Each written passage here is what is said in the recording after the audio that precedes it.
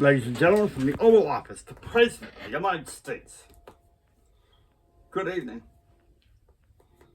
Today, in light of the Asian economic crisis, what we've been assessing in China, Ethiopia, in Hong Kong, in Japan, and now to some extent in Laos, we are seeing an economic crisis of interesting proportions. However, after speaking to Treasury Secretary Rubin and Fed Chairman Alan Greenspan, we have decided not to throw any more money at the problem. As far as the Asian markets, the International Monetary Fund can take care of that, and we are urging all nations of the international community to contribute. Now, here's another approach to this, and that is, I'm here to announce the International Financial Association to help the United States and other countries in such a cataclysmic economic deal. And our first deal was, I received news from Lee Simon this morning, our Deputy Secretary of State for European Affairs. She has assessed that the Kyoto Accords have been reached. Now, I know not too many conservatives are too damn impressed, but climate change is, or rather global warming is an issue. I know a lot of the European community probably call it climate change, but we use a different standard here at this point in the United States. Anyway, here's what I got to say. Of course, Buddy wants in. Let him in. Here's what I got to say.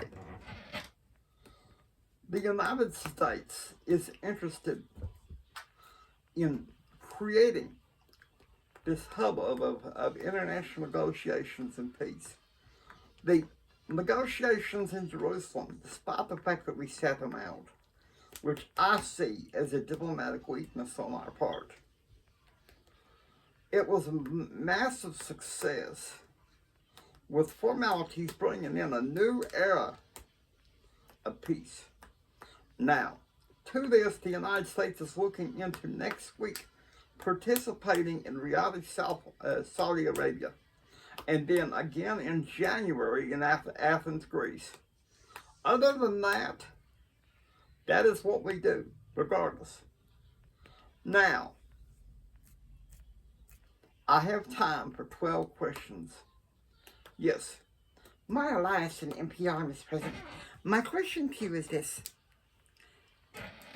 With the conference in Jerusalem and the U.S. backing down, do you think that that's what made investors nationwide and international a bit jittery? I cannot hazard a guess, but yes, many of my economic advisors say that might be part of it. We are here to make sure this never happens again, if we can help it within our power. We were fed wrong information. We intend to make sure that this doesn't happen again. Yes. One Williams NPR, Mr. President, my question to you is this. With the Kyoto Accords in close proximity of being signed, ratified, when do you expect that to be hitting in the United States? I would like to see the Senate ratify it beginning in January. Now, there is no reason, despite any other bills that the Republican Congress has, that we can't get this ratified. But are you sure that this is going to fix the markets nationwide? It is an issue. Weather affects climate in many ways. And the melting of the polar ice caps has been something I've been looking into ever since I was elected governor of Arkansas in 1982. It is something that Hillary and I strongly believe in.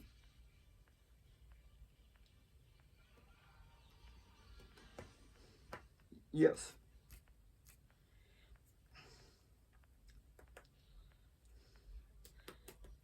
Take hot stepper, Mr. President, for the tablet hour. My question to you is this. Given the Paula Jones lawsuit, the lawyers are heating up with subpoenas and stuff, do you see a need to clear yourself? There's nothing to clear. Now, as to the Seth Stone document, why is the White House so reticent to cooperating? Let me tell you something, lady.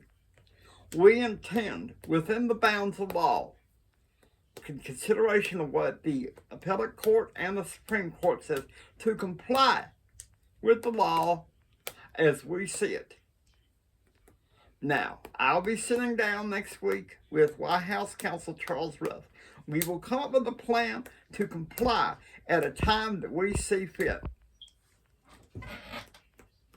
But you know his lawsuit is for full swinging in January. Yes, I know that very much. Now, we got only 6 questions remaining. I'd like to see them count. Yes.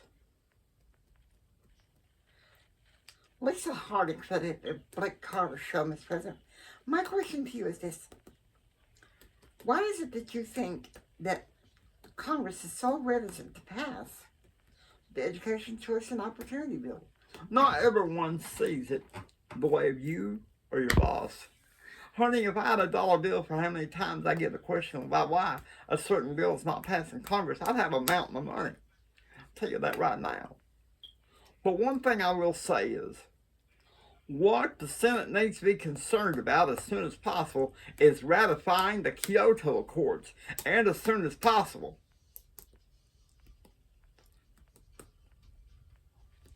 Next. Mr. President, Wolf Blitzer from CNN. My question to you is this. With the international markets in crisis and the volatility of the markets this week, are you hoping for a solution soon? We are working on it night and day. I've had the Federal Reserve and Treasury on high alert. We are notifying other countries among our allies to work on them.